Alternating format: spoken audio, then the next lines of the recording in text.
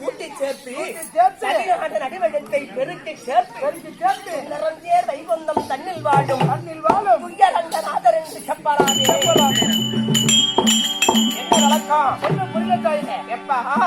இந்த உலகத்திலே வெகு காலம் வாழக்கூடிய மரமாக இருக்க வேண்டும். அது மூன்றெழுத்தாக இருக்க வேண்டும். அப்படி 6 உருவத்தினுடைய பெயரை சொல்லுவேன். தக்க பதில் சொல்லணும். புரியுதா? இந்த உலகத்திலே வெகு காலம் வாழக்கூடிய மரம், மூன்றெழுத்து உள்ள மரம். அப்படிப்பட்ட மரத்தினுடைய பேரு சொல்லு. வெகு காலம் வாழக்கூடிய மரத்தினுடைய பேர் மரம் தான். அதுதான் வச்சவொன்னு விரவுதாவும். பேசாதீங்க, அப்படி சத்தம் போட்டு பேசுறீங்க. பிறக்காத புள்ளையை கொடுத்து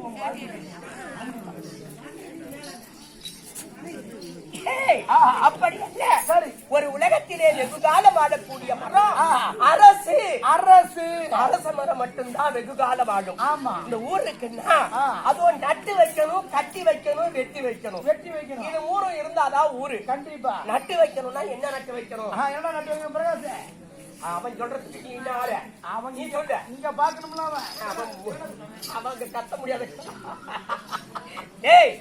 அதோ அரச மரம், அரசு அல்லது ஆலமரம். ஒரு மரத்தை நட்டு வைக்க வேண்டும். இது நட்டு இருந்தா இந்த ஊர்ல அரச மரம் ஆலமரம் இருந்தாதான் இந்த ஊரை பார்த்தா அழகா தெரியும். புரியுதா? அது போல நட்டு வைக்கணும்னா அரச மரம் ஆலமரம் நட்டு வைக்கணும். கட்டி வைக்கணும்னா என்ன கட்டி வைக்கணும்? ஆமாண்டா. அப்படி அல்ல. அழகான ஆலயத்தை கட்டி வைக்கணும். அடடா, எங்க தாத்தா தர்மகர்த்தாவா இருந்தப்ப கட்டின கோயில் எவ்வளவு அழகாக சிற்பம் வைத்து கட்டிருக்காங்க பாத்தியா அப்படின்னு பேசுவாங்களா? அதான் கட்டி வைக்க வேண்டும். அது வெட்டி வைக்கணும்னா என்ன வெட்டி வைக்கணும்?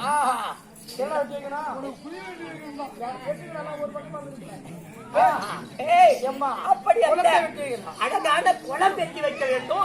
இல்ல ஒரு கிணறு வெட்டி வைக்க வேண்டும். எங்க தாத்தா தர்மகர்த்தாவா இருந்தப்ப வெட்டின குளம்பா, இது எவ்வளவு அழகா தண்ணி இருக்கு பாத்தியா, எவ்வளவு அற்புதமா இருக்கு பாத்தியா, அப்படி இருப்பாங்களா? அது போல நட்டு வைக்கணும், கட்டி வைக்கணும், வெட்டி வைக்கணும். இது 3 இருந்தாதான் ஊரு. அது போல அரசு. அரசு என்ற எழுத்துக்கு நடுவெழுத்து எழுது. அலை கடலில் வாழுகின்ற ஜீவன் பேரா.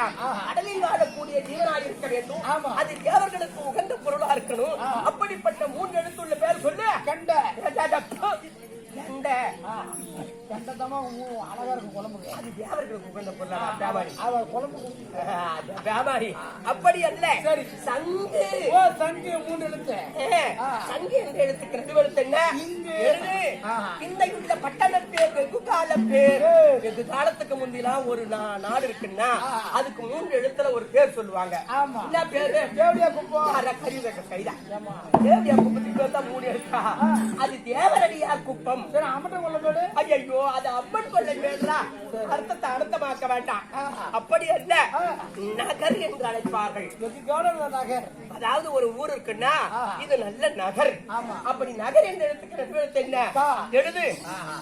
இந்த பட்டண பேர் வெகு கால பேர் விலங்கிடும் பிள்ளையின் பேர் வெள்ளியால் பேர். பட்டணத்தை ஆள்வதற்கு ஆள் இல்லைன்னா அதுக்கு பேர் என்னன்னு சொல்லுவாங்க? பட்டணத்துக்கு ஆள் அனாதை என்று சொல்வார்கள். அனாதை என்று சொல்வார்கள். அனாதை என்ற இடத்துக்கு நடுவெழுத்து என்ன? எழுத. இந்த பட்டணத்திலே ஒரு ராஜாராக இருந்து இருவர்களுக்கும் திருமணம் செய்து அவர்களுக்கு ஒரு ஆண் குழந்தை பிறந்தால் அதை 3 எழுத்துல செல்லமா கூப்பிடுவாங்க. என்னன்னு கூப்பிடுவாங்க? குண்டி புடுக்கா. ஐயோ அறிவு அதுக்கு 3 எழுத்தான படி அறிவு கட்டவன.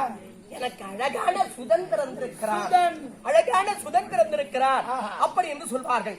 சுதன் என்ற இடத்துக்கு நடுவெழுத்து என்ன? எழுது. அதிலே ஒரு பெண் குழந்தை பிறந்தால் அந்த பெண் குழந்தைக்கும் 3 எழுத்துல செல்லமா கூப்பிடுவாங்க. என்ன கூப்பிடுவாங்க? கண்ணி. கண்ணி என்று அழைப்பார்கள். கண்ணி என்ற எழுத்துக்கு நடுவெழுத்து என்ன? எழுது. 6 உருவத்தினுடைய பெயரை எழுதிவிட்டார். இதை கூட்டு எழுத்த படிச்சு கூட்டுறாங்க. விளக்கு மாத்த எடுத்துட்டு வராங்க. அப்படியா? ரங்கநாதன். ரங்கநாதனுடைய மார்பிலே தங்கியிருக்கக்கூடியவர் யார்? மலர் மங்கை மகாலட்சுமி. என்ன ஊரு? இதுங்களா? ஐவதங்குடி. ஐவதங்குடி. அப்படிப்பட்ட நன்னகரத்திலே மகாலட்சுமி ராஜ்யமரத்தை சபையின் முன்பாக வந்தது. நான் யார்? என் நாட்டுக்கு ராணி. ஏதாச்சும் உனக்கு உனக்கு தெரியுமா?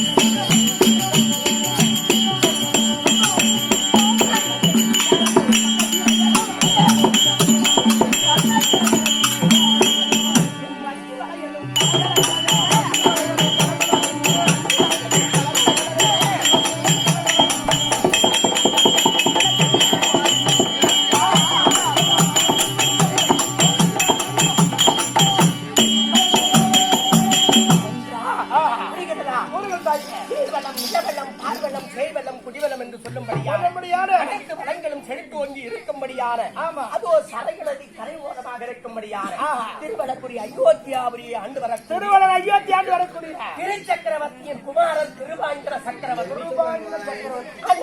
ஆசை பாரியார். என் பெயர் சத்தி ஜானகி. சத்தி ஜானகி சத்திய ஜானகி. அப்படிப்பட்ட திருவள்ளபுரி அயோத்தியாபுரியிலே நீதி சக்கரக்குடை வலுவாமலும் நாராயண சக்கரக்குடை சுழன்று கொண்டிருக்கும்படியாகவும் சத்தியம் தவறாமலும் நீதி தவறாமலும் அரசாட்சி புரிந்து வருகிறார். அப்படிப்பட்ட மன்னர் எக்குடத்த மன்னர் என்று உனக்கு தெரியுமா?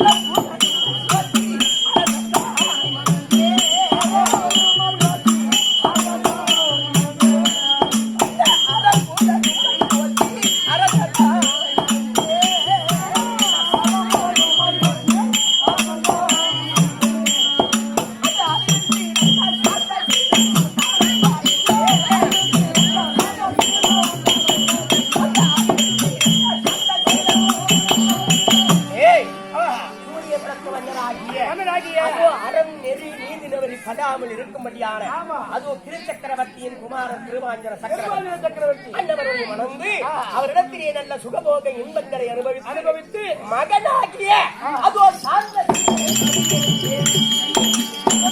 சாந்த சீரன் ஆமா பெரிய ஒரு புள்ளடா சாந்த சீரனை பயன்படுத்தி எந்த ஒரு குறையும் இல்லாமல் அதன் அற்புதம் பெருகிடும் பொற்படி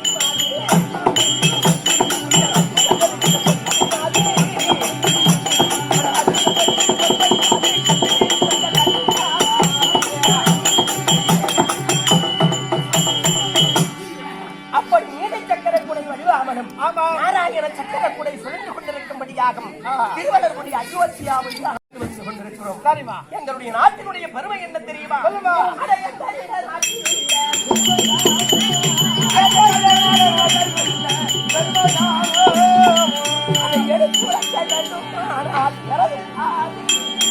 அதை எடுத்துரைக்க வேண்டுமானால் எங்களுடைய நாட்டினுடைய பெருமை என்ன கடைக்கு நடந்தாலப்பா அது பார்க்கும் மரம் சேர்க்கும் மரம்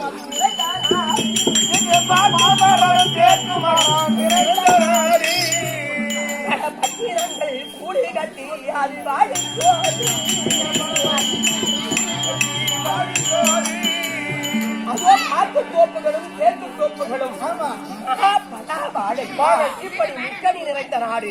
அப்படிப்பட்ட திருவள்ளுவருடைய அயோத்தியாபுரி காலையில எழுந்தா எங்க நாட்டுல என் மண்ணினுடைய நீதிக்கு பயந்து எங்க பொம்பளைங்களுக்கு வேலையே கிடையாது.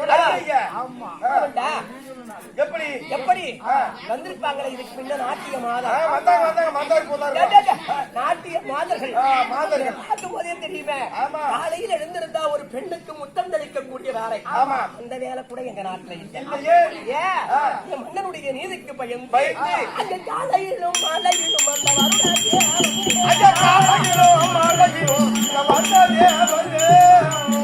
எங்கள் கண்ணீர்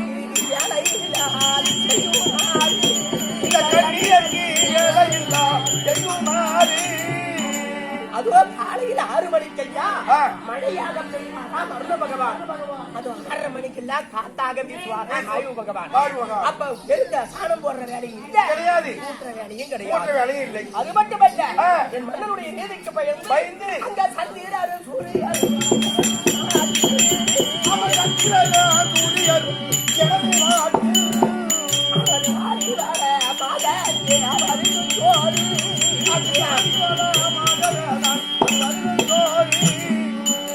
அதுவோ என்னுடைய ஆட்சிக்கு பயந்து சந்திரன் சூரியன் கூட ஒரு புறமாக உதயமாவார், ஒரு புறமாக அஸ்தமிப்பார். அப்படிப்பட்ட நகரம் திருவள்ளுவருடைய அயோத்தியாபுரி. எங்கள் நாட்டிலே எங்கள் தாதியர்கள் தந்து மீதம் தங்கள்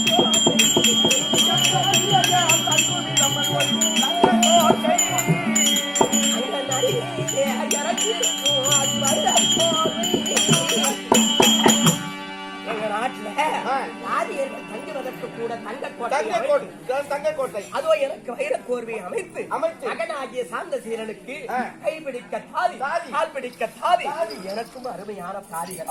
இப்படிப்பட்ட நகரம் திருவள்ளுவருடைய அயோத்தியாபுரி. அந்த மாதிரி நகரத்தில இன்றைய தினத்திலே மன்னர் அழைத்திருக்கிறார். நான் மட்டும் தனிமையாக செல்லக்கூடாது. மகனாகிய சாந்த சீரனை அழைத்து இருவருமாக சென்றவர் காலத்தை காண வேண்டும். சீக்கிரம் அழைத்தேன்.